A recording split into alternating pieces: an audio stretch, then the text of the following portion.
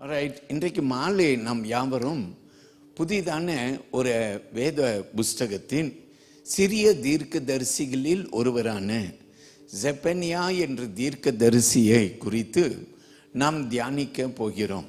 எல்லோரும் உங்கள் கரத்திலே செப்பனியா என்ற தீர்க்கதரிசியின் புஸ்தகத்தை எடுத்துக்கொள்ளுங்கள். ஒருவேளை எங்கே இருக்கு பாஸ்டர் இந்த புஸ்தகம் என்று நீங்கள் தேடக்கூடும். கொஞ்சம் பிரயாசம் எடுத்து அந்த புஸ்தகத்தை நீங்கள் எடுத்துக்கொள்ளுமாறு உங்களை நான் கேட்டுக்கொள்கிறேன். கர்த்தருக்கு மகிமை செலுத்துவோம். ஒரு தீர்க்கதரிசி இருந்தார். அவருடைய பெயர் செப்பனியா என்று சொல்லப்படுகிறது. ஒருவேளை நீங்கள் வாசித்திருப்பீர்கள் இந்த புஸ்தகத்தை, அல்லது ஒருவேளை சில பிரசங்கங்களை இந்த புஸ்தகங்களிலே நீங்கள் கேட்டிருந்திருப்பீர்கள், அல்லது ஒரு வேளை இந்த புஸ்தகத்தை குறித்து நீங்கள் பெயரை கூட கேள்விப்படவில்லையே என்று சொல்லக்கூடும். இன்றைக்கு கர்த்தர் பெரியவர். ஆண்டவர் இந்த இரவு வேளையிலே, அற்புத இரவு கூட்டத்திலே நம்மோடு கூட இந்த புஸ்தகத்தில் இருந்து அவர் இடைப்படுவாராக. இந்நாட்களிலே நான் உங்களோடு கூட பேசும்போது தீர்க்கதரிசியின் புஸ்தகங்களிலே நான் அபக்கூக் தொடங்கினேன். இன்று செப்பனியா புஸ்தகம். இந்த புஸ்தகங்களிலே நான் உங்கள் மத்தியில் பேசும்போது ஒவ்வொரு அதிகாரத்தையும் எடுத்து ஒரு வாரம் நான் பேசுகிறேன். அப்படி என்றால் இன்றைக்கு நாம் செப்பனியா 1ஆம் அதிகாரத்தை நம்முடைய தியானத்தில் நாம் கேட்க போகிறோம். தேவன் என்னோடு கூட பேசுவார் என்று எல்லாரும் நம்பி நம்முடைய பைபிள் பேன், ஸ்கேல், நோட் புக்கை நம்முடைய கையில் எடுத்துக்கொள்வோம். எல்லாருடைய கையிலையும் Bible pen, scale, note book இருக்க வேண்டும். அதோடு கூட ஒரு சின்ன ஜபமும் இருக்கணும். ஆண்டவரே என்னோடு கூட நீர் பேசும் என்றதான ஒரு ஜபம். என் கூட சேர்ந்து ஜபிப்பீங்களா? வலது கையை உயர்த்தி கொள்வீங்களா? ஆண்டவரே என்னோடு கூட பேசும் என்று ஆண்டவரே உம்முடைய குரலை கேட்கும்படி ஆவலாய் இன்றைக்கு மாலை நான் வந்திருக்கிறேன். நீர் என்னோடு கூட பேசும் என்று நாங்கள் ஜெபிக்கிறோம். நாம் சொல்லுவோம் ஆமேன். கர்த்தருக்கு பிரதான மகிமை உண்டாவதாக. இன்றைக்கு இந்த வேத பகுதியை நீங்கள் பார்த்தீங்கன்னாக்கா, செல்ல வேதத்தில் இது நியாய பிரமாணத்தின் அதிகாரம் என்று சொல்லுகிறார்கள், ஜட்ஜ்மெண்ட் என்று சொல்லுகிறார்கள். அப்போ செப்பனியா எழுதும்போது இந்த யூத ஜனங்கள் அல்லது இஸ்ரவேல் அல்லது யூதியா ஜனங்கள் பாவத்தின் நிமித்தமாய் வர இருக்கிறது ஆண்டவருடைய கோப ஆக்கினை, நியாய தீர்ப்பு என்று சொல்லுகிறார்கள். நான் இந்த புஸ்தகத்தின் இந்த அதிகாரத்தை வாசித்து நான் உங்களுக்கு ஒரு தலைப்பை கொடுக்கும்படிக்கு விரும்பி இருக்கிறேன். ஆண்டவர் இந்த தலைப்பில் இருந்து நம்மோடு கூட அவருடைய வார்த்தையிலே பேசுவாராக. நான் என்ன தலைப்பு கொடுத்திருக்கேன்? சுய திருப்தியின் அழிவு என்றதான ஒரு தலைப்பு. செல்ஃப் சாட்டிஸ்ஃபேக்ஷன்ஸ் டிஸ்ட்ராக்ஷன் ஆர் டவுன்ஃபால் அப்படின்ட்டு ஒரு தலைப்பு ஒன்று கொடுத்திருக்கிறேன். சுய திருப்தியின் வீழ்ச்சி அல்லது அழிவு என்று பார்க்கிறோம். ஏன் அந்த தலைப்பை நான் கொடுத்திருக்கிறேன்? பின்பு நாம் இந்த வேத வாக்கியத்தை பிரித்து இந்த வசனங்களிலே சில கருத்துக்களை நாம் கற்றுக்கொள்ள பிரயாசம் எடுப்போம். தேவனுக்கே மகிமை. சில சமயத்தில் வாழ்க்கையிலே நம்ம பயணம் போய் கொண்டிருக்கும் போது ஒரு கட்டம் வருகிறது, நாம் திருப்தி அடைந்து விடுகிறோம். இவ்வளோ போதும் என்றதான ஒரு திருப்தி. நான் கார் பந்து நாம் பார்ப்பது உண்டு, இபிஎல் என்று நான் பார்ப்பது உண்டு. நான் அதிகமாய் விரும்பும் இந்த இபிஎல்ல மான்செஸ்டர் யுனைடெட்டை நான் விரும்பி ஜெயிக்க வேண்டும் என்று விரும்புவேன். சில சமயத்தில் இவர்கள் ஜெயித்த பின்பு, நல்லா ஜெயித்து வரும்போது திடீரென்று ஒரு திருப்தியான ஒரு எண்ணம் வந்துவிடும். ஏன்னா நம்ம ஜெயித்து விட்டோம். ஒரு திருப்தி. இந்த திருப்தியிலே அவர்கள் நிலைத்து விட்டார்களே என்றால் என்ன ஆய்விடும்? அடுத்த போட்டிகள் வரும்போது தோல்வியை காண ஆரம்பித்து விடுவார்கள் என்று நாம் பார்க்கிறோம். பிரியமானவர்களே, கர்த்தர் பெரியவர். நாம் முன்னோக்கி ஓட வேண்டும், பிரயாசங்களை எடுக்க வேண்டும், ஜெயங்களை காண வேண்டும். கிறிஸ்தவ வாழ்க்கையில் கூட போதும் என்ற ஒரு திருப்தியிலே நம்ம வாழக்கூடாது. நிறைய நேரத்தில் கிறிஸ்தவர்கள் எப்படி வாழ்கிறோம்? போதும் என்ற ஒரு திருப்தியிலே வாழ்கிறோம். போதும், ஒரு திருப்தி. இன்னைக்கு என்னுடைய கிறிஸ்தவ வாழ்க்கை இவ்வளோ போதும் என்றதான ஒரு திருப்தி. நான் ஞாயிற்றுக்கிழமை ஆலயத்துக்கு வரேன், நான் புதன்கிழமை ஆலயத்துக்கு வரேன், நான் காணிக்கை கொடுக்கிறேன், சபையிலே அங்கும் வைத்திருக்கிறேன். போதும், எனக்குள்ள ஒரு திருப்தி. நான் ஆண்டவருக்கு செய்யப்படுகிற காரியங்களிலே எனக்கு திருப்தி என்று சொல்லி இன்றைக்கு நிறைய கிறிஸ்தவர்கள் இப்படி தான் வாழ்ந்து கொண்டிருக்கிறார்கள். போதும், திருப்தி அடைந்து விட்டார்கள். ஹல்லேலூயா. கர்த்தர் இன்றைக்கு இப்படிப்பட்டவர்கள், ஒருவேளை நீ ஆண்டவருடைய பிள்ளை, முன்ன நல்ல ஊழியெல்லாம் செய்தாய், ஆனால் இப்போ நீ எப்படி வாழ்ந்துட்டு இருக்கிற? போதும், நம்ம இவ்வளவாய் செயல்பட்டது போதும், ஆண்டவருக்காக செய்தது போதும். ஒரு திருப்தியின் ஒரு காலத்துக்கு நீ வந்துட்ட. நிறைய பேரை நான் பார்க்கிறேன், அவர்கள் சொல்லுவார்கள், வாலிப வயதிலே நான் ஆண்டவருக்காக இதெல்லாம் செய்தேன். நான் கேட்பேன், இப்போ என்ன செய்றீங்க? அன்றைக்கு நான் செய்து முடித்துட்டேன். போதும், ஒரு திருப்தி. வாலிப வயதிலே ஆண்டவருக்கு நான் செய்து விட்டேன், இப்போ எனக்கு போதும் என்றதான ஒரு திருப்தி. இதைத்தான் இந்த செப்பனியா புஸ்தகத்தின் 1ஆம் அதிகாரத்தில் யாரெல்லாம் இப்படி போதும் என்று ஒரு திருப்தியில் இருக்கிறார்களோ அவர்களுக்கு வரக்கூடிய ஒரு அழிவை குறித்து செப்பனியா எழுதுகிறார். வரக்கூடிய நியாய தீர்ப்பை குறித்து செப்பனியா எழுதுகிறார். கர்த்தருடைய பிள்ளைகளே, இன்றைக்கு எல்லாரும் இந்த கையை உயர்த்தி என் கூட ஒரு சின்ன ஜெபம் பண்ணி சொல்லுங்களேன். ஆண்டவர், இன்னைக்கு நீங்க என்கிட்ட பேசுங்கப்பா. ஆண்டவரே, நான் இப்படிப்பட்ட ஒரு வாழ்வு வாழ்ந்துட்டு இருக்கிறேன்னு என்றால், ஆண்டவரே என்னை மன்னிச்சிடுங்க, இன்னைக்கு பேசுங்க. ஆண்டவரே என்னை மாற்றுங்க. எல்லாரும் சொல்லுங்க ஆமேன். என்னை மாற்றுங்க. கர்த்தர் எல்லாரையும் மாற்ற வல்லவராய் இருக்கிறார். நாம் சொல்லுவோமா? ஹல்லேலூயா. என்னோடு கூட வேத வாக்கியத்திற்கு வாருங்கள். நம் செப்பனியா புஸ்தகத்திலே 3 அதிகாரம் அடங்கின ஒரு புஸ்தகம் என்று பார்க்கிறோம். சிறிய தீர்க்கதரிசிகளின் ஒரு தீர்க்கதரிசி. ஏன் இந்த புஸ்தகம் சிறிய புஸ்தகம் என்றபடினாலே சிறிய தீர்க்கதரிசி என்று அழைக்கப்படுகிறது. என்னோடு கூட கவனியுங்கள். 1ஆம் வசனம் 1ஆம் அதிகாரத்திலே 1வது வசனத்தை நீங்க பார்த்தீங்கன்னா, இந்த செப்பனியா எந்த காலத்திலே வாழ்ந்தார் என்றதான ஒரு காரியத்தை நீங்கள் கற்றுக்கொள்வீர்கள். அவருடைய முற்பிதாக்கள் அல்லது அவர் இந்த செப்பனியா அவருடைய பிதாக்களை குறித்து பேசும்போது ஒரு ராஜாவை கூறுகிறார், எசக்கையா ராஜா என்று பார்க்கிறோம். பின்பு அவர் வாழ்கிற காலத்திலே பணியாற்றி கொண்டிருக்கிற ராஜா யாரு? யோசியா ராஜா என்று சொல்லி அவர் நமக்கு வலியுறுத்துகிறார். அப்போ இன்றைக்கு அந்த 1வது வசனத்தை கவனியுங்கள். I want you to look at verse 1 of Zephaniah chapter 1. It reads, "The word of the Lord which came to Zephaniah the son of Cushi, the son of Gedaliah, the son of Amariah, the son of Hezekiah, in the days of Josiah, the son of Amon, king of Judah." கேட்போம்.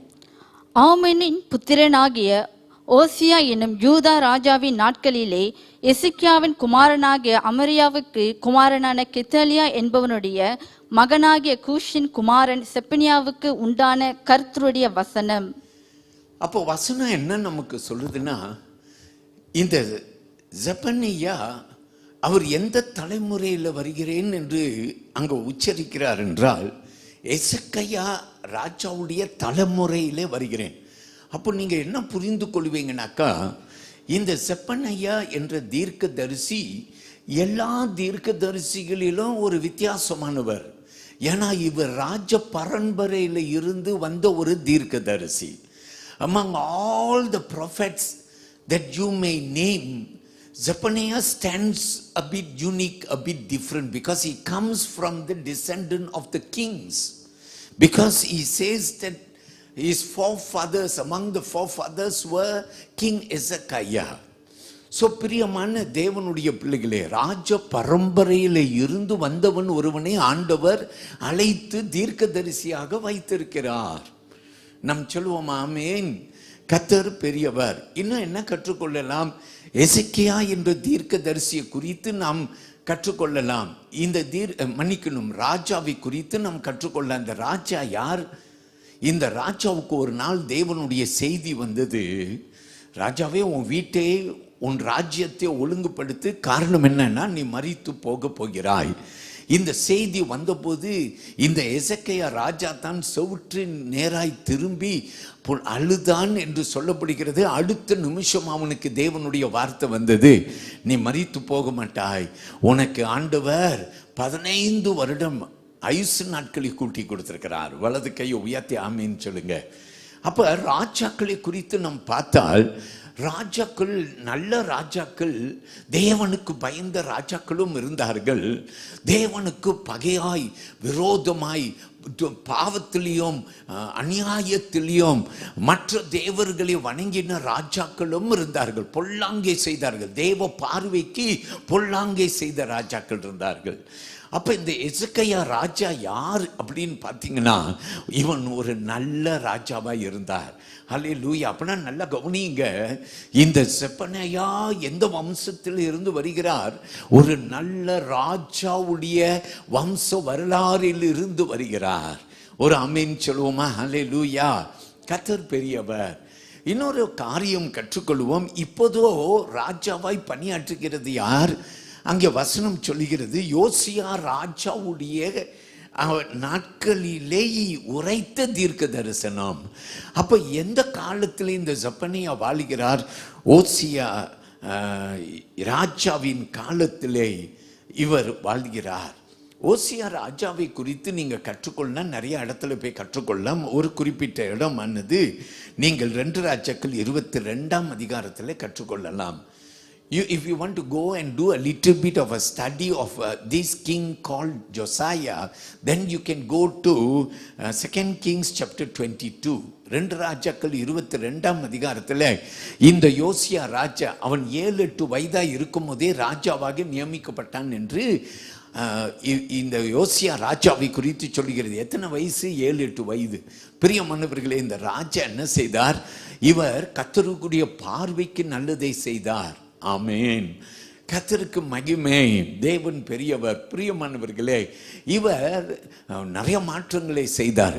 இந்த யோசியா ராஜா தேவ ஆலயத்தை பழுது பார்த்தார். தேவ ஆலயத்தின் வாசல் அடைக்கப்பட்டு எல்லாரும் அவர்கள் விக்கிரகங்களை ஆராதனை செய்கிற காலம். இந்த யோசியா ராஜா என்ன செய்தார்? மறுபடியும் தேவ ஆலயத்தை திறந்து மறுபடியும் தேவனை ஆராதனை செய்கிற ஆராதனையை கொண்டு வந்தார். அப்ப யோசியா ராஜாவுடைய காலத்தில் என்ன நடந்தது? எழுப்புதல் உண்டானது. ஆமென். இன்னைக்கு நம்ம கற்றுக்கொள்ள போற இந்த எழுப்புதலின் காலத்திலே தீர்க்க தரிசனம் உரைக்கிற இந்த செப்பனியா என்ற தீர்க்க தரிசி. ஆமென். பிரியமானவர்களே, நான் இன்னும் ஒரு காரியம் சொல்லிவிட்டு நம்முடைய வசனங்களிலே ஆழங்களிலே நாம் செல்ல பிரயாசம் எடுப்போம். இந்த யோசியா ராஜாவின் காலத்திலே இந்த செப்பனியா என்ற தீர்க்க தரிசி ஒரு சிறந்த இடம் பெற்றிருக்கிறார். காரணம் என்ன? அவர் ராஜ பரம்பரையில் இருந்து வருகிறபடினாலே அவருக்கு ஒரு மரியாதை இருக்கிறது.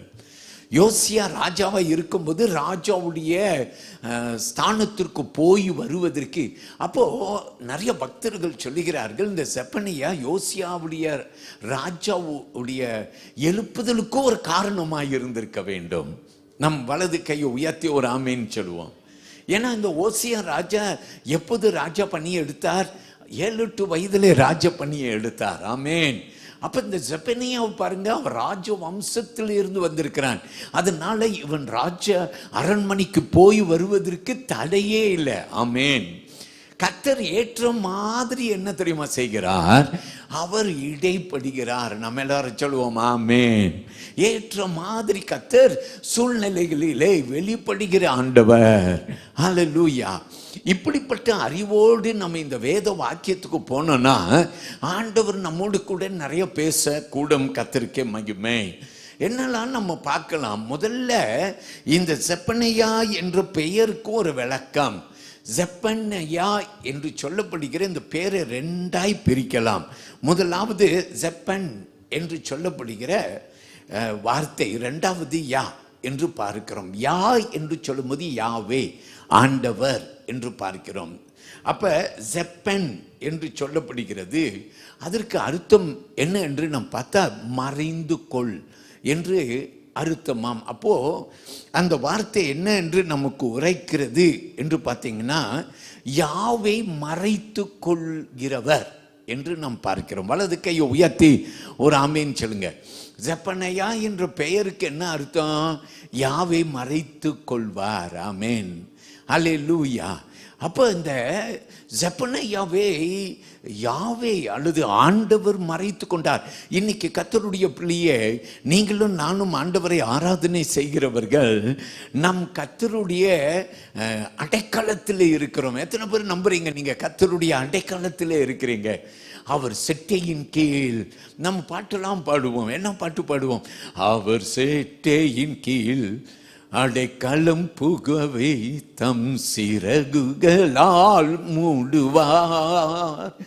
அவர் சேட்டையின் கீழ் அடைக்கலம் புகவை தம் சிறகுகளால் மூடுவார்.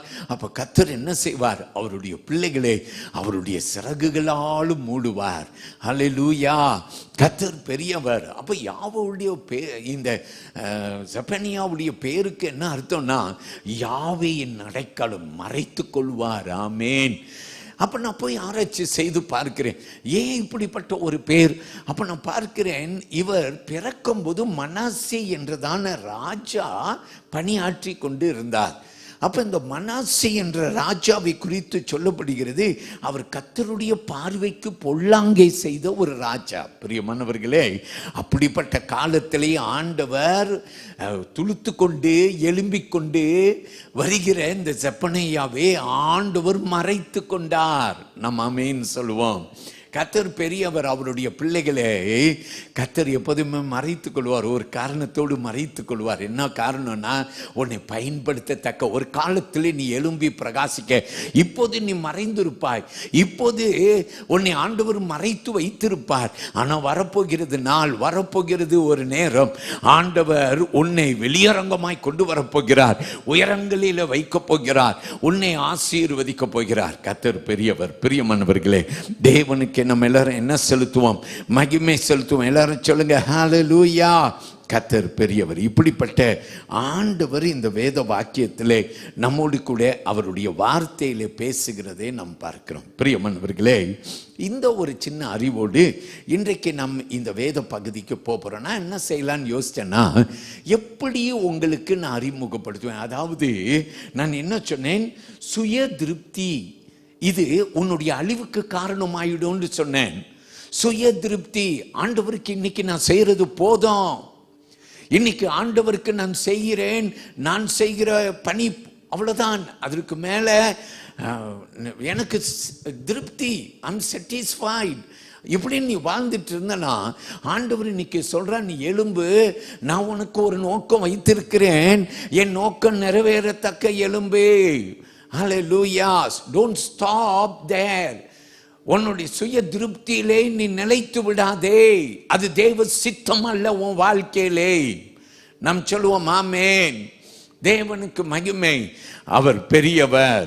என்னோடு கூட நீங்க வேத வசனத்திலே ஆண்டவர்கிட்ட நான் கேட்கிற, ஆண்டவரே எப்படி நான் இதை உம்முடைய பிள்ளைகளிடத்திலே வர்ணிப்பேன்?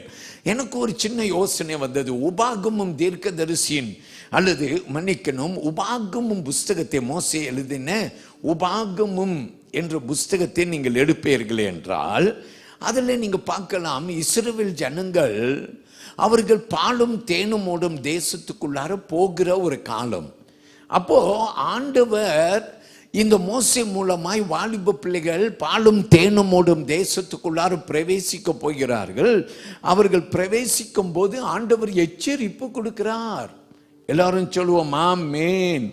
கர்த்தர் பெரியவர். அவர் என்ன சொல்றாருன்னா, நீங்க இந்த தேசத்துக்குள்ளார போகும்போது உங்க கையால் கட்டப்படாத வீடு, உங்க கையால் அமைக்கப்படாத தோப்புகள், ஆமென், சரியா? இதெல்லாம் உங்களுக்கு ஆண்டவர் கொடுக்க போகிறார். நீங்க போய் நீங்க வீட்டில் வசிக்க போகிறீர்கள். பார்த்தீங்களா?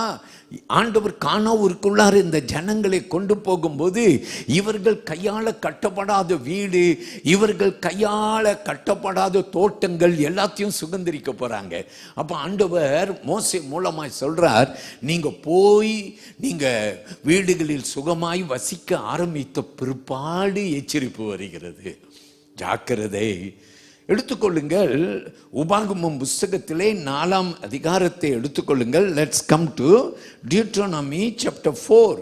I want you to come to verses 25 and verses 26. உபாகமம் 4ஆம் அதிகாரத்திலே வசனம் 25, 26ஆம் வசனம். அங்கே வசனம் என்ன சொல்லுகிறது? Look at verse Deuteronomy chapter 4 and verse 25 and 26, where God says, "For the Lord your God is a consuming fire, a jealous God. When you beget children and grandchildren have grown old in the land, act corruptly and make a carved image in the form of anything and do evil in the sight of the Lord your God to provoke him to anger. I call heaven and earth to witness against you this day, that you will soon utterly perish from the land which you cross over the Jordan to possess. You will not prolong your days in it, but will utterly be utterly destroyed." நாம் கேட்போம். நீங்கள் பிள்ளைகளும் பிள்ளைகளின் பிள்ளைகளும் பெற்று தேசத்தில் வெகுநாள் இருந்த பின்பு நீங்கள் உங்களை கெடுத்து யாதொரு விக்கிரத்தையாவது யாதொரு சாயலான சுரூபத்தையாவது பண்ணி உன் தேவனாகிய கர்த்தருக்கு கோபம் உண்டாக்க அவர் பார்வைக்கு பொல்லாப்பானதை செய்தால் நீங்கள் யோர்தானை கடந்து சுதந்தரிக்க போகிற தேசத்தில் இராமல் சீக்கிரமாய் முற்றிலும் அழிந்து போவீர்கள் என்று இந்நாளில் உங்களுக்கு விரோதமாய் வானத்தையும் பூமியும் சாட்சி வைக்கிறேன். நீங்கள் அதிலே நெடுநாள் இராமல் நிர்மலமாக்கப்படுவீர்கள். எல்லாரும் ஆமென் சொல்லுங்க. கர்த்தர் சொல்றாரு, இப்படிப்பட்ட தேசத்துக்குள்ளார போன பிற்பாடு நீங்கள் திருப்தி அடைந்து வாழ்ந்தீர்கள் என்றால் தேவனுடைய கோப ஆக்கினைக்கு ஆளாயிடுவீங்க என்று ஆண்டவர் சொல்லுகிறார். இன்னைக்கு ரொம்ப பேர் அப்படிதான் வாழ்ந்து கொண்டிருக்கிறார். இந்த பொல்லாத காலத்திலே போதும் என்ற ஒரு திருப்தி. கிறிஸ்தவ வாழ்க்கை எனக்கு இவ்வளோ போதும், ஞாயிற்றுக்கிழமை ஆலயத்துக்கு போயிட்டு வந்துட்டா போதும், புதன்கிழமை ஆலயத்துக்கு போயிட்டு வந்துட்டா போதும், இப்படிப்பட்ட ஒரு திருப்தியில நாம் வாழ்வோமே என்றால் இன்றைக்கு நம்மை மாற்றிக்கொள்வோம். ஏன்?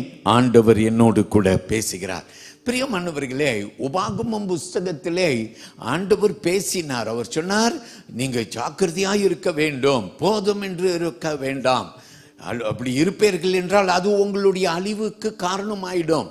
இப்ப காலம் கடந்து போய்விட்டது. சப்பனியா புஸ்தகத்துக்கு வருகிறோம்.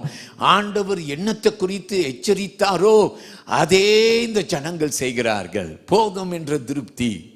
அதனால ஆண்டவருடைய வார்த்தை வருகிறது. அவர் சொல்லுகிறார். பிரியமானவர்களே, வாசிக்க கேட்போம்.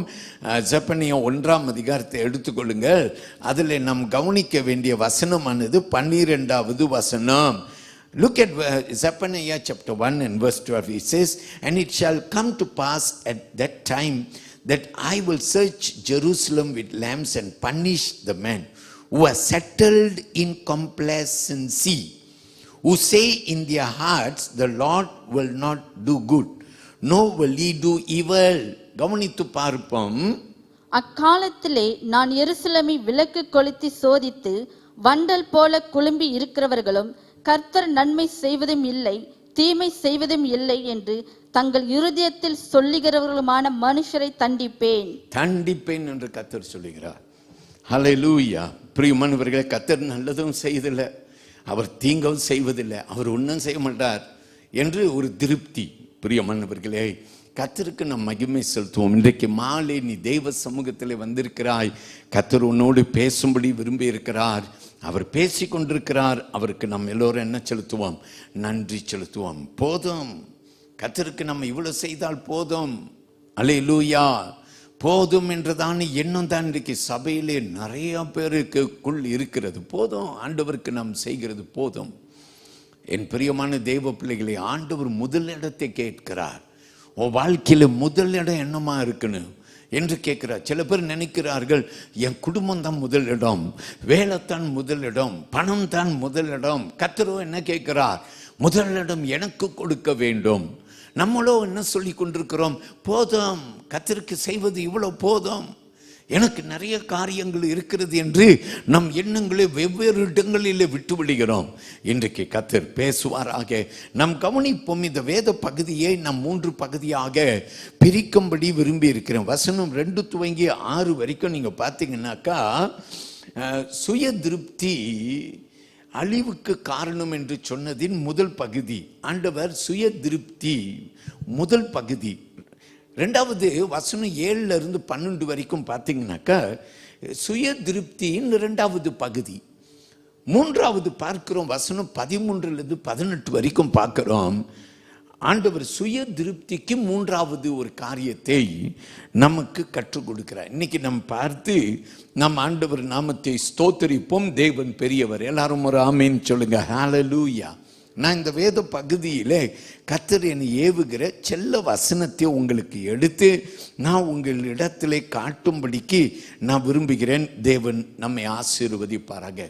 பிரியமானவர்களே, பைபிள் காலத்திலே நிறைய நேரத்திலே ஆண்டவர் நிறைய செய்திருக்கிறார்.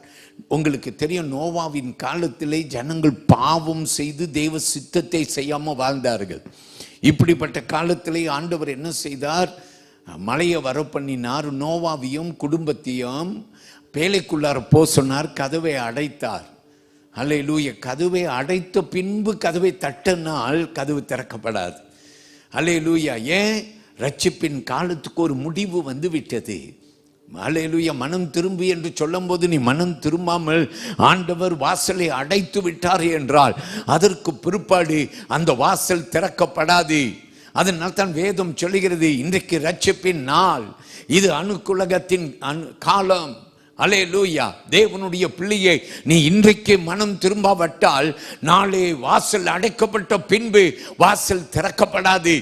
இந்த நோவாவின் காலத்தில் நீங்க பார்ப்பீங்க, ஆதியாகமம் புஸ்தகத்திலே ஒரே ஒரு வசனத்தை நாம் கேட்போம். Come with me to Genesis chapter 6 and I want you to come to verse 7. Genesis chapter 6 and verse 7. இந்த வசனத்தை நாம் கவனிக்க போகிறோம். நான் வாசிக்கிறேன், என்னை கேளுங்கள்.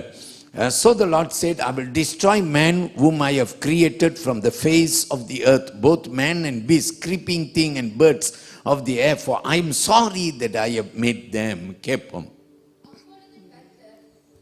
அப்பொழுது கர்த்தர், நான் சிருஷ்டித்த மனுஷனை பூமியின் மேல் வைக்காமல் மனுஷன் முதற்கொண்டு மிருகங்கள், ஊரும் பிராணிகள், ஆகாயத்து பறவைகள் பரியந்தமும் உண்டாயிருக்கிறவைகளை நிக்கிரகம் பண்ணுவேன். நான் அவர்களை உண்டாக்கினது எனக்கு மனஸ்தாபமாய் இருக்கிறது என்றார். நாம் சொல்லுவோம் அல்லேலூயா. மனுஷனை உண்டாக்கினதிலே நான் மனஸ்தாபப்படுகிறேன் என்று யாருடைய காலத்திலே கூறினார்? நோவாவின் காலத்திலே ஆண்டவர் கூறினார். அதனால தான் மழையை வரப்பண்ணினார். கதவு அடைக்கப்பட்டது. பின்பு வந்து கதவை தட்டினார்கள். கதவை திறக்கப்படவில்லை. எல்லாரும் மரித்து போனார்கள். ஏன்? பாவம். பாவம். அப்போ இன்றைக்கு நம்ம செப்பனியா புஸ்தகத்தில் போனா எதற்கு ஆண்டவர் நியாய தீர்ப்பு என்று பேசுகிறார்? ஏனால் பாவம். பாவம். மனிதன் ஆண்டவருக்கு செய்வது போதும் என்று திருப்தி அடைந்து அவன் வாழ்கிறபடியினாலே அவன் பாவம் செய்ய தொடங்கினான் என்று நாம் பார்க்கிறோம். கவனித்து பார். ஆண்டவருக்கு செய்வது போதும் என்று வாழ்கிற கிறிஸ்தவனே, உன்னை சோதித்து பார். உன் வாழ்க்கையும் அப்படித்தான் இருக்கிறது. ஆண்டவருக்கு போதும் என்று நீ எண்ணி வாழ்ந்து செயல்பட்டு கொண்டிருக்கிறதுனால உன் வாழ்க்கை பாவம் நிறைந்திருக்கிறது. இன்றைக்கு நாம் கவனித்து பார்ப்போம். இந்த செப்பனியாவின் காலத்திலே ஆண்டவர் யாருக்கு உரைக்கிறார், என்ன செய்தார்கள் என்று நாம் கவனிப்போம். 4வது வசனத்தை கவனியுங்கள். செப்பனியா 1ஆம் அதிகாரம் 4வது வசனத்தை எனக்கு கவனியுங்கள். I will read verse 4 of Zephaniah chapter 1. It says, I will stretch out my hand against Judah and against all the inhabitants of Jerusalem. I will cut off every trace of Baal from this place, the names of the idolatrous priests with the pagan priest. கவனிப்போம். நான் யூதாவின் மேலும் எருசலேமின் மேலும் உள்ள எல்லா குடிகளின் மேலும் என் கையை நீட்டி பாகாலில் மீதியா இருக்கிறதையும் ஆசாரிகளுக்கு கூட கம்பீரம் என்பவர்களின் பேரையும் நம்ம வாசித்து பார்க்கிறோம். என்ன உங்களுக்கு புரியுதுன்னா, ஆண்டவர் இங்க சொல்லுகிறார், நான் யாருக்கு நேராய் எழும்புகிறேன் என்று ஆண்டவர் அங்கே நமக்கு சொல்லுகிற வார்த்தை யூதியா என்று சொல்லுகிறார். God's hand of wrath is coming upon Judah and very particularly upon the capital city called Jerusalem. Hallelujah. ஆண்டவர் சொல்றார், யூதாவுக்கு நேராகவும் தலைநகரமான எருசலேமுக்கு நேராய் வருகிற தேவனுடைய கோபம். அப்ப அதுக்கு காரணம் என்ன? அந்த வசனத்திலே ஆண்டவர் சொல்லுகிறார், விக்கிரகம். யார் என்று சொல்லுகிறார்? பால் என்றதான விக்கிரகம் என்று சொல்லப்படுகிறது. ஹல்லேலூயா. அவர்களுடைய ஆசாரியர்களை குறித்து அங்கே ஆண்டவர் உரைக்கிற வார்த்தையை நாம் பார்க்கிறோம்.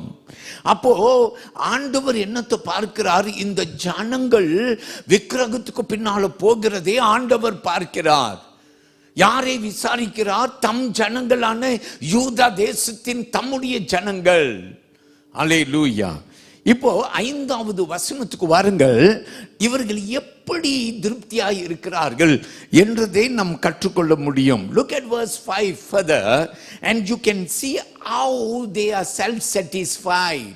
Look at that verse. It says, those who worship the host of heaven on the housetops, those who worship and swear oaths by the Lord, but who swear by Milcom என்று சொல்லி நாம் பார்க்கிறோம். வாசியுங்கள். வீடுகளின் மேல் வான சேனையை பணிகிறவர்களையும் கர்த்தர் பேரை ஆணையிட்டு மல்காமின் பேரிலும் ஆணையிட்டு பணிகிறவர்களையும். நல்ல கவனிங்க. கர்த்தர் பேரிலும் ஆணையிடுகிறார்கள். மல்கோம் என்று சொல்லப்படுகிற விக்கிரகம் என்று பார்க்கிறோம். பால் என்று பார்க்கிறோம். விக்கிரகங்கள் பால் மில்கம் என்று பார்க்கிறோம். அப்ப ஜனங்கள் எப்படி வாழ்ந்து கொண்டிருக்கிறாங்கன்னா, அவர்கள் கர்த்தருக்கும் அவர்கள் உடன்பாடாய் இருக்கிறார்கள், அவர்கள் விக்கிரகத்துக்கும் உடன்பாடாய் இருக்கிறார்கள். நிறைய கிறிஸ்தவர்கள் இப்படி வாழ்கிறார்கள். நிறைய கிறிஸ்தவர்கள் இப்படி வாழ்கிறார்கள். I have no problem with all religion. எனக்கு ஒரு வேறுபாடு இல்லை. ஹல்லேலூயா. கர்த்தர் எப்படி சொன்னார்? உபாகமம் புத்தகத்திலே நாம் வாசிக்க கேட்ட 4ஆம் அதிகாரத்திலே ஆண்டவர் சொல்றார், நான் எரிச்சல் உள்ள தேவன். I am a jealous God. ஆண்டவர் அவருக்கு செலுத்துகிற ஆராதனையை மற்ற எதுக்கும் அவர் கொடுக்கவே மாட்டார். ஹல்லேலூயா. தேவன் பெரியவராய் இருப்பாராக. எம்மதமும் சம்மதம் என்று எண்ணம் கொண்டவர்களே, அல்லது நான் ஆண்டவருக்கு செய்ய வேண்டியதை செய்கிறேன், நான் இங்கிட்டும் செய்கிறேன், நான் அங்கிட்டும் செய்கிறேன், I will please every other. And if you are living like this and then God is saying my wrath will come. அல்லேலூயா. நம்ம நினைக்கிறோம் ஆண்டவருக்கு இவ்வளவு செஞ்சா போதும். அல்லேலூயா. திருப்தி. நான் சர்ச்சுக்கு வரேன், நான் ஆண்டவருக்கு செயல்படுறேன், திருப்தியா இருக்கிறேன், போதும். நான் அங்கிட்டும் செய்கிறேன், நான் தான் ஆண்டவருக்கு செய்யறதை செய்துட்டேனே. அல்லேலூயா. பிரியமான தேவ பிள்ளையே, இப்படி நாம் இருமனமாய் வாழ்வோமே என்றால் கர்த்தர் பிரியமானவர்களே அதை பகைக்கிறார் என்றதை நாம் பார்க்கிறோம்.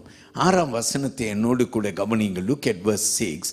Those who have turned back from following the Lord and have not sought the Lord, no inquired of him. Hallelujah. கவனிப்போம். கர்த்தரை விட்டு பின் வாங்குகிறவர்களையும் கர்த்தரை தேடாமலும் அவரை குறித்து விசாரியாமல் இருக்கிறவர்களையும் இவ்விடத்தில் இராதபடிக்கு சங்காரம் பண்ணுவேன். எல்லாரும் சொல்லுவோம் அல்லேலூயா. கர்த்தரோ சொல்லுகிறார், சங்காரம் பண்ணுவேன். அல்லேலூயா. என் அருமையான ஆண்டவருடைய பிள்ளைகளே, நான் இந்த வார்த்தையில் என்ன தெரியுமா பார்க்கிறேன்? வெளியரங்கமாக நம்ம ஆராதனை செய்கிறோம். வெளியரங்கமாய் நம்ம என்னெல்லாம் செய்கிறோம்?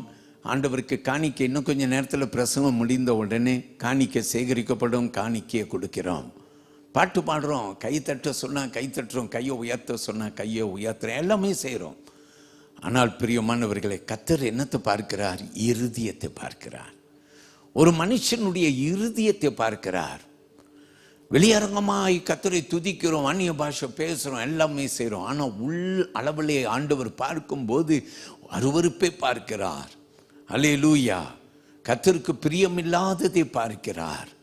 அல்லேலூயா. கர்த்தர் பெரியவர். என் ஆண்டவர் நம்மோடு கூட பேசி சொல்லுகிறார், இன்றைக்கு நீ மாற வேண்டும். You must change. இயேசு கிறிஸ்து கூட நான் ஒரு வசனத்தில் பார்க்கிறேன், இப்படி தான் நம்ம கிட்ட பேசினார். என்னோடு கூட மார்க் சுவிசேஷம் 7ஆம் அதிகாரத்தை நீங்கள் எடுத்துக்கொள்ள உங்களை கேட்கிறேன். I invite you to come to the book of Mark chapter 7. I want you to come to chapter 7 and come, let's read from verse 6 and 7. நாம் வாசிக்க கேட்போம். 6-7ஆம் வசனத்தில் கேட்போம். Mark chapter 7 verse 6 and 7. He answered and said to them, well did Isaiah prophesy of you hypocrites, as it is written, these people honors me with their lips, but their heart is far from me, and in vain they worship me, teaching as doctrines the commandments of man. கேட்போம். அவர்களுக்கு அவர் பிரதியுத்தரமாக, இந்த ஜனங்கள் தங்கள் உதடுகளினால் என்னை கனம் பண்ணுகிறார்கள், அவர்கள் இருதயமோ எனக்கு தூரமாய் விலகி இருக்கிறது என்றும், மனுஷருடைய கற்பனைகளை உபதேசங்களாக போதித்து வீணாய் எனக்கு ஆராதனை செய்கிறார்கள் என்றும் எழுதியிருக்கிற பிரகாரம் மாயக்காரராகிய உங்களை குறித்து ஏசியா நன்றாய் தீர்க்க தரிசனம் சொல்லி இருக்கிறான். நம்ம எல்லாரும் சொல்லுவோம் அல்லேலூயா. வாயிலே அவர்கள் என்ன செய்கிறார்கள்?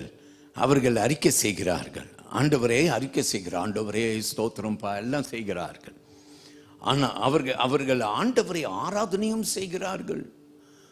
ஆனால் பிரியமானவர்களே, அவர்கள் ஆண்டவரை விட்டு தூரமாய் இருக்கிறார்கள். அல்லேலூயா. இன்னைக்கு ஆண்டவர்கிட்ட நாம் சொல்லுவோம், ஆண்டவரே என்னை மன்னிச்சிடுங்க ஆண்டவரே. இப்போ மறுபடியும் நம்ம செப்பனியா தீர்க்கதரிசி புஸ்தகத்தில் 2வது பகுதியை காண்போம். வசனம் 7 துவங்கி 11ஆம் வசனம் வரைக்கும் நம் 2வது பகுதியாக நாம் கவனிக்க போகிறோம். Let's come to verses 7 to 11 and the second part of it, where man is just self-satisfied. It is enough of what we are doing for God, but God says that will be your downfall, be careful. Hallelujah.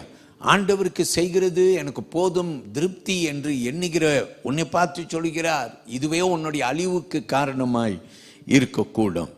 2வது நாம் கற்றுக்கொள்ள வேண்டும். வசனம் 12 நான் உங்களுக்கு சில வார்த்தைகளை சொல்லுகிறேன், என்னோடு கூட கவனியுங்கள். Look at verse 12. In Zephaniah chapter 1 verse 12, he says, and it shall come to pass at that time that I will search Jerusalem with lamps and punish the men who are settled in complacency, who say in their heart, the Lord will not do good, nor will he do evil. கேட்போம் வார்த்தையை. அக்காலத்திலே நான் எருசலேமை விளக்கு கொளுத்தி சோதித்து வண்டல் போல குழம்பி இருக்கிறவர்களும் கர்த்தர் நன்மை செய்வதும் இல்லை தீமை செய்வதும் இல்லை என்று தங்கள் இருதயத்தில் சொல்லுகிறவர்களுமான மனுஷரை தண்டிப்பேன். எல்லாரும் சொல்லுவோம் அல்லேலூயா. தீமை செய்கிறவர்கள் என்று கர்த்தர் சொல்லுகிறார். அல்லேலூயா. போதும், திருப்தி. ஆண்டவர் நல்லதும் செய்ய மாட்டார், தீமையும் செய்ய மாட்டார் என்று சொல்லி திருப்தி அடைகிறார்கள். போதும். அல்லேலூயா. யாராவது இங்க இருக்கிறீங்களா சர்ச்சில்? ஆண்டவருக்கு செய்ய வேண்டிய கடமையை நான் செஞ்சுட்டேன், முடிஞ்சிச்சு. சில பேர் சொல்லுவார்கள், பிள்ளைகளுக்கு நான் செய்ய வேண்டிய கடமைகளை செய்து முடித்துட்டேன், ஐ அம் சாட்டிஸ்ஃபைட், போதும். யாராவது இப்படி வாழ்றீங்களா? ஆண்டவருக்கும் நீங்க நான் செய்யறது போதும், நான் ஆலயத்துக்கு வந்துட்டு போறேன் போதும்.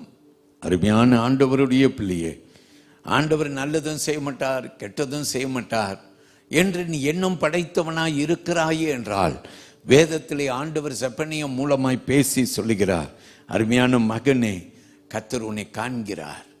God is watching you. உன்னை காண்கிறார். அல்லேலூயா. இன்னைக்கு இப்படிப்பட்ட எண்ணம் கொண்டவர்களாய் இருக்கிறபடியினாலே நாம் எப்படி வாழ்ந்து கொண்டிருக்கிறோம்? நம் பிரியமா சுயமாய் வாழ்ந்து கொண்டிருக்கிறோம், நம் சித்தப்படி வாழ்ந்து கொண்டிருக்கிறோம். அல்லேலூயா. என் குடும்பம் என்று வாழ்ந்து கொண்டிருக்கிறோம், நம் சொத்து சம்பாதிக்கிறதிலே வேகமாய் இருக்கிறோம். அல்லேலூயா. வீட்டை கட்டுகிறதிலே வேகமாய் இருக்கிறோம். அல்லேலூயா. இப்படி நம்ம வாழ்ந்து கொண்டிருக்கிறோம். அல்லேலூயா. பிரியமானவர்களே, ஆண்டவர் இதை பார்த்து சொல்லுகிறார், மகனே என் சித்தத்தை செய்ய, மகளே என் சித்தத்தை செய்ய நீ அழைக்கப்பட்டவள், அழைக்கப்பட்டவன். நம்ம எல்லாரும் சொல்லுவோமா? அல்லேலூயா. ஆண்டவர் இதை என்னதான் பார்க்கிறாருன்னா பாவமாய் பார்க்கிறார். If you had been living like that, if you had been saying God is not watching, God will not do anything. ஹல்லேலூயா. இன்னைக்கு நிறைய பேர் அப்படித்தான் வாழ்கிறார்கள். நிறைய டீச்சிங் அப்படித்தான் வருகிறது. இன்றைக்கு சோஷியல் மீடியாவில் நிறைய பாடங்கள் நம் வேதத்துக்கு புறம்பே வருகிறது.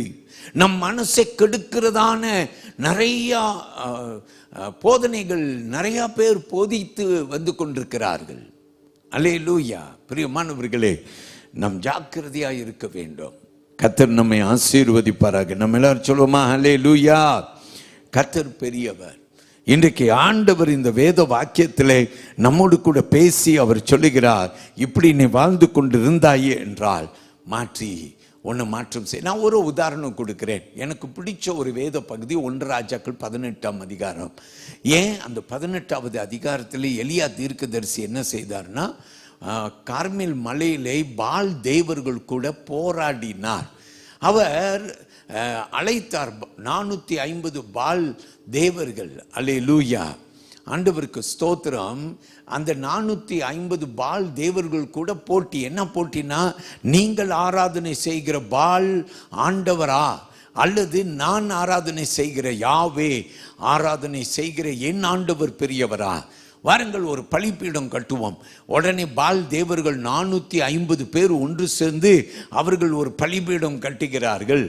அந்த பலிப்பீடத்தை கட்டி அதுக்கு மேலே ஒரு கன்றுக்குட்டியை அவர்கள் பலியாக செலுத்தி, இப்போது எலியா சொல்லுகிறார், நீங்கள் உங்கள் ஆண்டவரை கூப்பிடுங்கள். அவரும் ஒரு பலிப்பீடத்தை கட்டினார். ஆமேன். அதில் அவர் என்ன செய்தார்? அதில் ஒரு கன்றுக்குட்டியை அவர் பலியாய் வைத்தார். ஆமேன். நீங்கள் முதல் ஜெபம் பண்ணுங்க. எவ்வளோ நாள் எவ்வளோ நேரம் ஜெபம் பண்ணுறீங்க பண்ணுங்க. கூப்பிடுங்கள் உங்கள் ஆண்டவரை. அவர்களும் கூப்பிட்டார்கள். சரீரத்தை கீறி வெட்டி கொண்டார்கள், ஆடினார்கள், பாடினார்கள், சத்தம் இட்டார்கள். அல்லேலூயா. ஒன்றும் நடக்கலை. கடைசியா அவர்கள் ஒன்றும் முடியாமல் விட்டு விட்டார்கள். அப்போது எலியா சொன்னார், இப்போது நான் ஜெபம் பண்றேன். அதுக்கு முன்னே அவர் என்ன செய்தார்? அவருடைய பலிப்பீடத்திலே நிறைய தண்ணீரை ஊற்றும்படிக்கு வெள்ளம் போல தண்ணீர் திரண்டு நிற்கிறது. எப்படி அக்கினி பட்சித்து கொள்ள முடியும்? எலியா என்ன செய்கிறார்? வானத்தின் ஆண்டவரை நோக்கி கூப்பிடுகிறார். வானத்தில் இருந்து ஒரு அக்கினி வந்து எலியாவுடைய பலிப்பீடத்தில் இருந்த பலியை பட்சித்தது என்று வேதம் சொல்கிறது. அப்போது தன் ஜனங்கள் என்ன செய்தார்கள்?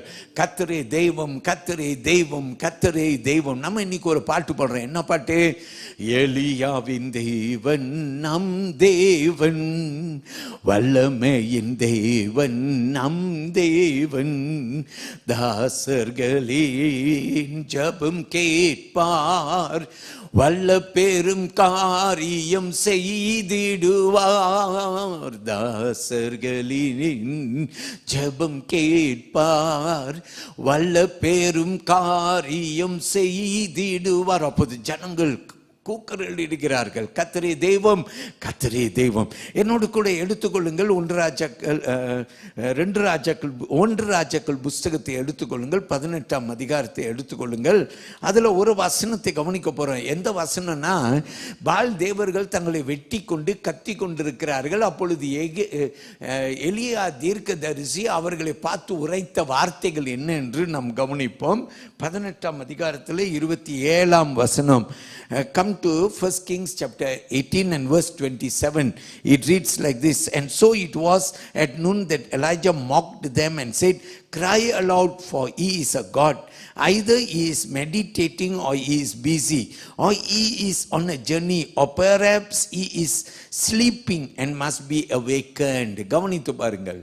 மத்தியான வேளையிலே எலியா அவர்கள் பரியாசம் பண்ணி உரத்த சத்தமாய் கூப்பிடுங்கள், அவன் தேவனாமே, அவன் தியானத்தில் இருப்பான், அல்லது அலுவலாய் இருப்பான், அல்லது பிரயாணம் போயிருப்பான், அல்லது தூங்கினாலும் தூங்குவான், அவனை எழுப்ப வேண்டியதாக்கும் என்றான்.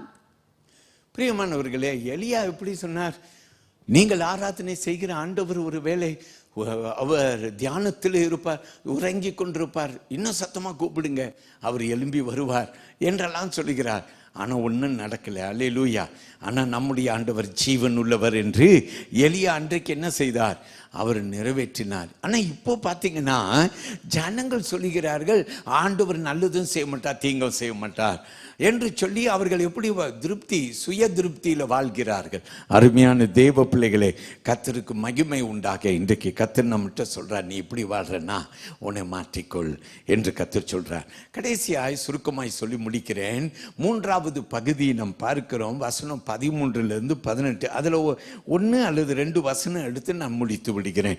வசனம் 13 கவனிங்கள். Come with me to Zephaniah and let us look at chapter 1, and I want you to come to verse 13. It reads like this: Therefore their gods shall become booty, and their houses a desolation. They shall build houses, but not inhabit in them. They will plant vineyards, but not drink their wine. நாம் கேட்போம். அவர்களுடைய ஆஸ்தி கொள்ளையாகும், அவர்களுடைய வீடுகள் பாழாய் போகும். அவர்கள் வீடுகளை கட்டியும் அவைகள் குடியிருக்க மாட்டார்கள். அவர்கள் திராட்சை தோட்டங்களை நாட்டியும் அவைகளின் பல ரசத்தை குடிப்பதில்லை. அதோடு இன்னொரு வசனத்தையும் பாருங்க, 18வது வசனம். Look at verse 18. Neither their silver nor their gold shall be able to deliver them in the day of the Lord's wrath, but the whole land shall be devoured by the fire of his jealousy, for he will make speedy riddance of all those who dwell in the land. கர்த்தருடைய உக்கிரத்தின் நாளிலே அவர்கள் வெள்ளியும் அவர்கள் பொன்னும் அவர்களை தப்புவிக்க மாட்டாது. அவருடைய எரிச்சலின் அக்கினியினால் தேசமெல்லாம் அழியும். தேசத்தின் குடிகள் எல்லாம் சடிதியாய் நிர்மூல பண்ணுவார். நம்ம எல்லாரும் சொல்லுவோம் ஆமீன். பிரியமானவர்களே, சில பேர் பணத்தையும் வேலையையும் அந்தஸ்தையும் தங்களுக்கு இருக்கிற ஆஸ்திகளையும் பெருமை பாராட்டி ஆண்டவருக்கு முதல் இடம் கொடுக்காம தங்களுக்கு உண்டானவைகள் பெரிது என்று எண்ணுகிறவர்களுக்கு ஆண்டவர் சொல்கிறார், எல்லாம் ஒன்றும் இல்லாமல் போய்விடும். நீ பணத்தில் நம்பிக்கையை வைத்து ஆண்டவருக்கு இடம் கொடுக்காம அதில் நீ திருப்தி அடைந்து வாழ்ந்திருந்தாயே என்றால் அது ஒன்றுமில்லாமல் போகும். அல்லேலூயா. பிரியமானவர்களே, உன் அழகை எண்ணி ஒரு வேலை என் அழகு பெரிது என்று நினைத்தால் அது பக்மன்ஸ் பாடி சொல்லுகிறார், அழகெல்லாம் அற்று போகும் எழிலில் ஏமாற்றும். இந்த அழகெல்லாம் அற்று போகுமாம். அல்லேலூயா. அது ஏமாற்றும் என்று சொல்லுகிறார். யாரெல்லாம் கர்த்தர் மேல நம்பிக்கையை வைத்திருக்கிறீங்களோ நீங்க தான் பாக்கியவான். அவர்கள் நீர்க்கால்கள் ஓரமாய் நடைபெற்ற மரத்தை போல் இருப்பார்கள்.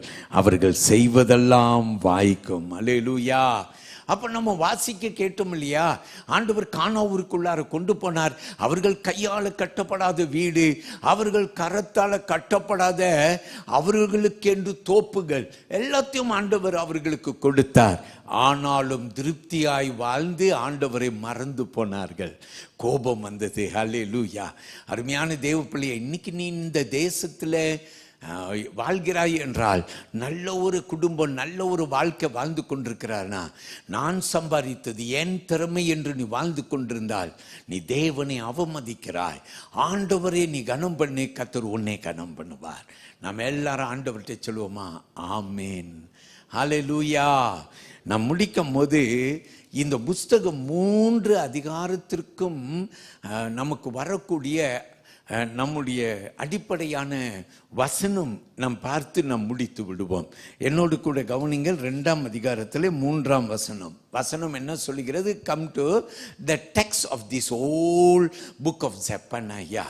It comes from Zephaniah chapter 2 and verse 3. It says, Seek the Lord, all you meek of the earth, who have upheld his justice.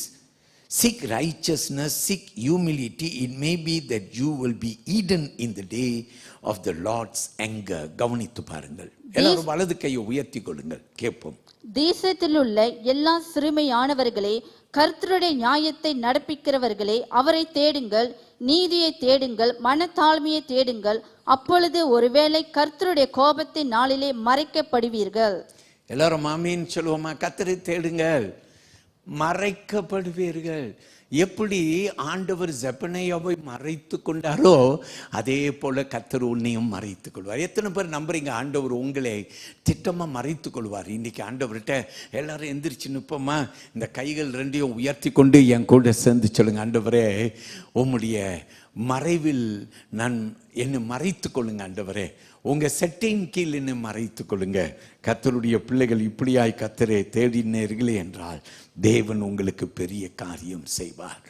எல்லாரும் கைகளை இப்படி உயர்த்தி கொள்ளுங்கள். ஆண்டவரே, இன்றைக்கு மாலை போதும் என்ற திருப்தியில் வாழ்ந்து கொண்டிருக்கிற பிள்ளைகளாகிய நாங்கள் ஆண்டவரே அப்படி அல்ல, ஆண்டவருக்கு முதலிடம் கொடுத்தவர்களாக, ஆண்டவருக்கு முதலிடம் என்ற ஒரு வாழ்வு வாழ இன்னைக்கு எங்களோடு கூட பேசினீங்களே. எல்லாரும் சொல்லுங்க, நன்றி ஆண்டவரே, உமக்கு நன்றி. இயேசுவின் நாமத்திலே ஜெபிக்கிறோம் எங்கள் நல்ல பிதாவே, ஆமேன்.